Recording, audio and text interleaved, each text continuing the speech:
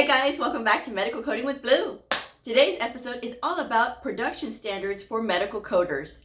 If you are brand new to my channel, welcome. I am Blue, I'm a medical coder. Alright, so you may have noticed that in the outpatient setting or in the inpatient setting, there is a difference in production standards for medical coders. And by production standards, I mean how many encounters or how many records are you coding per hour in order to stay productive, right? So in the outpatient setting, it is going to vary depending upon where you are. Some hospitals, some clinics, some doctor's offices, some specialty services require a different amount per day depending on their volume that comes in and how specialized their encounters can be, right? And when I talk about records, I am talking about the inpatient side. So inpatients are just like how they mean, right? They are inpatient in a hospital. They are staying in a hospital, and that is how they are referred to as inpatient. And their requirements for productivity is different because you are looking at a different amount of information to code their charts. So I'm going to start off on the outpatient side first. So outpatient meaning clinics, the ER, anything that is outpatient. The patient is not staying in a hospital. The typical range for productivity is between 80 encounters to 150 encounters. That is the average. Now, there are some places that are going to require you to do more. There are some places that are not even going to have production standards. It's just going to be whatever we get in is whatever you do in a day. So it really all depends on where you are. I know I say that quite a bit, but the thing is, this is just the average. This is just what I have seen in job postings for outpatient medical coders. If you're interested in doing your research, by all means, check out websites like Indeed. This is not an ad for Indeed, but I do use their website quite frequently to look up jobs for medical coders. So, moving right along, between 80 and 150 per day. That is the average. It is attainable. It is doable. And it doesn't really matter how specialized your clinic is. It is still manageable. These are manageable numbers. However, you have to be able to maintain concentration. And for some people, they like to talk and they like to visit, or sometimes people are talking a lot with them. And so that's when you kind of have to put your foot down and, really get on the ball. For brand new medical coders, you will be given a ramp-up period, typically. And a ramp-up period is when you are barely first starting, right? And they're going to give you maybe 90 days to get up to speed with everybody else. They're not going to expect you to be able to produce 100 encounters per day coded when you are brand new, because you're still learning the software. You're still basically learning the ropes of coding anyway if you're brand new. So you will have time typically. And the time may vary from place to place. Some places it's 60 days. Some places it's 90 days that they will give you to get up to speed. But if you know what your ramp up period is, then you need to make sure that you're taking steps during that time to make sure that you are progressing. And hopefully you are working with somebody who cares enough to coach you through that time as well. If you're not, then this means that you need to make sure that you are learning how to find all of your resources, that you are trusting your first instinct when it comes to how to code. A lot of times brand new coders are saying, well, I want to make sure that it's right, so I don't know. And they'll sit there and they'll spin their wheels. Meanwhile, the clock is ticking and you're running out of time during the day. So above all else, yes, accuracy is important. But at the same time, if you are taking too much time, then that is when, they're not going to be able to get very much out of you. And they're going to start, questioning if you were the right choice. You want to make sure that if they're choosing you, if they're picking you to work in this position, that you are giving them every reason to appreciate their choice, that they made a good choice in hiring you. Yes, in the beginning, it is a lot. It is hard in the beginning, especially when you're used to the book coding and then you get into the real world coding and it is completely different. These doctors don't use the same plain language that the books use. They use their own language and you're supposed to come up with the correct answers. The thing about it is, in time, you will start to learn more. In time, this will get easier. But you do have to go through the process like everybody else. And that means having those stumble steps where you're going to make mistakes.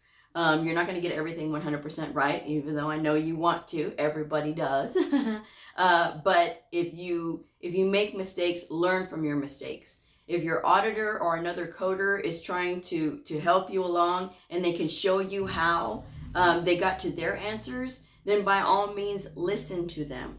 That is my biggest advice. When we're talking about productivity, this goes hand in hand with that, because a lot of times coders will say, well, I'm going to get through a bunch of encounters and, I'm going to show them that I can do this work. And they'll just sort of push through whatever the encounter has. Perhaps the provider has already selected codes. So you're essentially just auditing at that point to make sure that the codes that are selected are actually correct.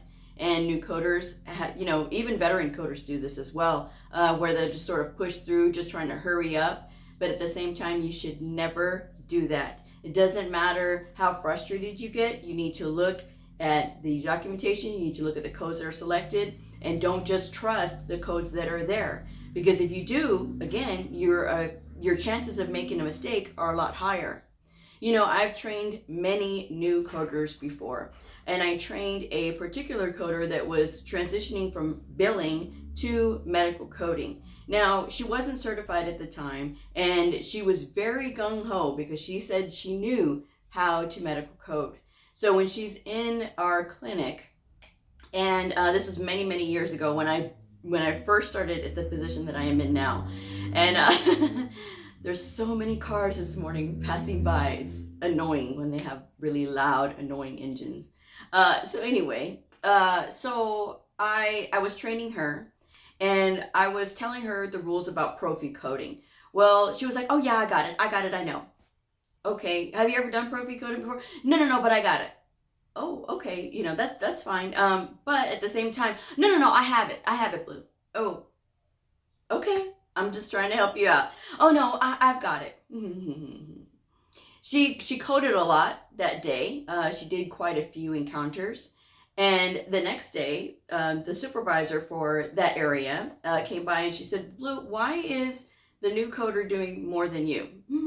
And I said, well, first of all, I've been doing training with her. She doesn't want to listen. Second of all, have you audited those encounters yet? Have you looked at what she's submitted before you're questioning me? Why am I doing less? Which, by the way, I was still doing more than what was required. But she was just wondering why this other coder had done a lot more. And so she said, well, that's not the point. No, it is the point. Accuracy trumps all, okay? You got to make sure that you are accurate when you're submitting these claims. Well, of course, the department supervisor overheard this, and she was like, well, hold on a second, to the other supervisor. She's like, no, you need to check those. And so she checked them, and they were wrong. So this is, the moral of the story is, never rush. And if somebody's trying to help you, let them, especially if you aren't certified yet, or if you're newly certified. Now, there's going to be things that veteran coders that may tell new coders that is incorrect. I was showing my references, and that's what a veteran coder should do to a new coder if they're going to try to help them, okay? Because sometimes veteran coders may say, well, this is the way it's always been done. Remember, we can't do that, guys. If it's always been done this way, it doesn't mean that that's the correct way. So always have your references available. Always make sure that you are showing this is why, all right? And not just telling people this is what we do. Because sometimes, especially with new coders, they're more apt to say, okay, well, I'll just go along with it because that's what they say. Make sure you understand why. And that is your responsibility, new coders. When you are out there, you have to make sure you know why you are submitting this code or that code, all right? So that's on the outpatient side, all right? So I just want to make that clear. You may see that the inpatient side has a way lower number that they're telling the people that you need to have maybe 2 to 3 charts done per hour. And you're thinking, wow, that's really not a lot, I could do that, that's, roughly, 20, no, It's 24. It's roughly 24 in a day, right, that you need to do on the inpatient side. Well, I can do 24 charts. That's no big deal.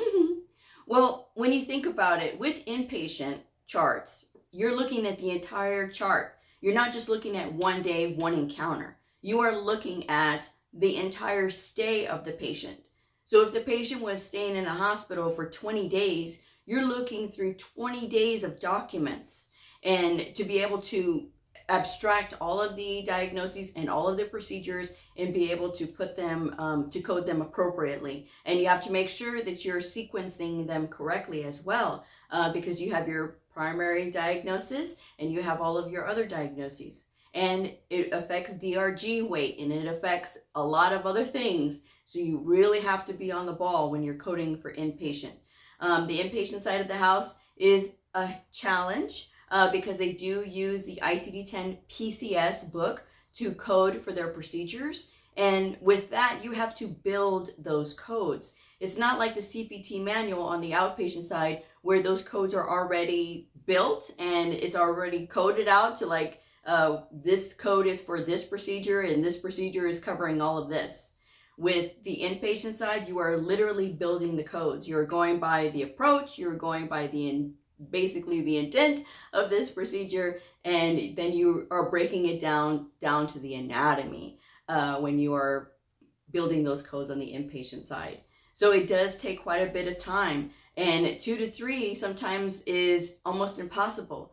I've spoken to many inpatient coders who have said, you know, I've had a patient who stayed in for 60 days and it took me 3 hours to do one chart. And so that is a lot when you're thinking about it. And it doesn't mean that you can't catch up, because there's going to be some charts that are going to be very short. And the stay was short and sweet. The encounter is pretty, well, the rounds or the rounds, I'm thinking of inpatient professional services. The whole stay is going to be pretty well straightforward, and you're going to be able to get through it very quickly. So there is going to be times when you're going to be able to hit maybe 5 in an hour, depending, again, on the stay, the length of stay for the patient, and what actually happened. So that is why those numbers look a little skewed. But it does not mean that inpatient coders don't work hard, because yes, they do, even though their amount is a lot shorter, a lot smaller than somebody who's in the outpatient side. In the outpatient side, you are looking at one day, one encounter, right? Or all the encounters on that day, you're putting it on one encounter, okay? Because you can only report one E&M, all right? There's going to be, in the ER, there's a situation and there's a modifier for it, where if you have to, if the patient comes back and is being seen for something else, like they came in with a broken bone and then they have a heart attack at the end of the day, that's 2 separate evaluation and managements on the ER side. But there's a whole thing about that. I would have to do something about that. But yes, there is that. But regular clinic visits, no, you're going to report only one evaluation and management code when the patient is being seen, like in the clinic, okay? So there is a difference there, and dependent upon where they're being seen, all right? That has a lot to do with it too. But getting back to the inpatient side. So again, you are going to have a ramp up period where you're not going to be expected to make quota every single day. You're going to be given time to make sure that you know and understand and that you're coding properly. So that is something that you can breathe a sigh of relief on. If you don't meet your quota every single day, and this is for outpatient or inpatient, if you don't meet your quota every single day, make sure that you have a legitimate reason. That's first of all. Make sure that you are reporting why. If it is because you have a provider who has lots of questions and you are the responsible party for educating your providers, make sure you back that time out. Don't excessively report this, because then it may look like, oh, okay, well, you know, they're trying to get out of working so that they can educate their providers. You know, half an hour is fine, but make sure that you let your supervisor know what is happening, because if you try to back out so much time, they're going to get suspicious, because it's like, okay, are you visiting, or are you are you legitimately educating your providers? Because for me, because I've done education for my providers for so long, and sometimes my boss gets nervous when she sees like a lot of time, and she's done this with other coders. And I tend to try to keep my stuff under the radar when it comes to provider education. She doesn't need to know that I'm spending time talking to them if I'm able to meet my quota, okay? And the reason that I do this is because, again, I don't need to have the spotlight shined. Oh, she's always doing education. Let me see what she's doing over here. No. There's a difference there, okay? I like to make sure that I keep everything in my section under control, and at the same time, I'm able to handle my workload. But this thing comes with time, and you're not going to be expected to do a lot of provider education when you're brand new, all right? Sometimes, yes, but for the most part, no, because they want to make sure that you're going to actually say the correct things and things like that. But get hands-on. If somebody else is doing the education, observe them, ask to observe them, because one day you may be in that position to do all of that education. I'm just saying. And why do I talk about provider education when I'm talking about productivity? If you're having to make a lot of queries, that means you need to educate your providers, because that query process is slowing you down. And when you get to a point where you've educated your providers, you've talked with them, you've let them know, like, if there's details that are missing, and you're telling them the importance of making sure that they document these details, and they start to document, you're going to have to do less queries. So the less queries you're going to have to do, the faster you're going to be able to go. So these things do go hand in hand. It's not just about, okay, it's productivity time, it's 80 to 150. No, there's a lot of it to it. So sometimes people may say, well, Blue, you're getting off topic. It's not off topic, because it's all encompassed in the reason that you should be able to hit between 80 and 150. Now, if your productivity is maybe 120 a day, and you go and you do 135, that's fine. Or you do 140 in a day, that is fine too, because on those days when you can't make your quota because you're either busy, you're in meetings, and meetings, you got to make sure that you back that time out of your workload report if you're reporting a workload report. If you're not, make sure you keep a journal of all of the additional time that you were not coding, okay? Because if your supervisor doesn't back that out, and then all of a sudden it doesn't look like you're producing, okay, now you have a log of what you were doing in addition to your duties as a coder, all right? So with that, you want to make sure that you have all of that either in a file or something, or in a journal, so that way you know why you didn't meet it on that day. But doing excess encounters in the day, because sometimes some encounters are going to be quicker and faster and easier, and you can be like, okay, yeah, I can do a bunch. On those days when you're not able to hit quota, you're saved, because you've got all of that extra encounters that you've been doing, and on this day when you didn't hit, it's going to be able to make up for that.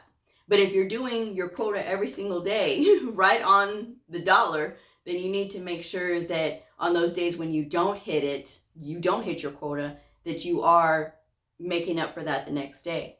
So that is something that I would advise for new coders, even for veteran coders, because sometimes you get stuck, and then all of a sudden it looks like you're not producing, and what are you doing? So that's my advice anyway. Yes, I am not live tonight, and I probably should have said that from the beginning, but I just wanted to let you guys know that Tuesday night I will be doing it live. It'll be Q&A Tuesday, so get all of your questions ready and together. I'm going to be scouring back through the comments to see if I can find any questions, but being live, I will be able to answer all of your questions as they come in real time. So I hope you'll join me for that at 7:30 p.m. Central Standard Time on Tuesday night to join me for the #1 question and answer show about medical coding, airing on Tuesday. So, but that's my advice. That is what I have to say today about productivity. Again, every place is going to be different, and some places may not even have a quota for the day. If you are in a place, though, that doesn't have a quota for the day, just make sure that you are producing. Whatever encounters come in, make sure that you're getting as much of those done as you possibly can, within reason, and to make sure that they are accurate. You want to take your time on that part. But be accurate, stay accurate. That is above all else. Accuracy is key because, you know, productivity means nothing if those encounters are incorrect. I'm just saying. So I'm going to wrap this one up. If you haven't had a chance to subscribe already, I would really appreciate it if you do. We just got over 12,000. I am excited because we are going to be getting up to 13,000. So please subscribe, like, share, and I will see y'all on the next episode. Bye.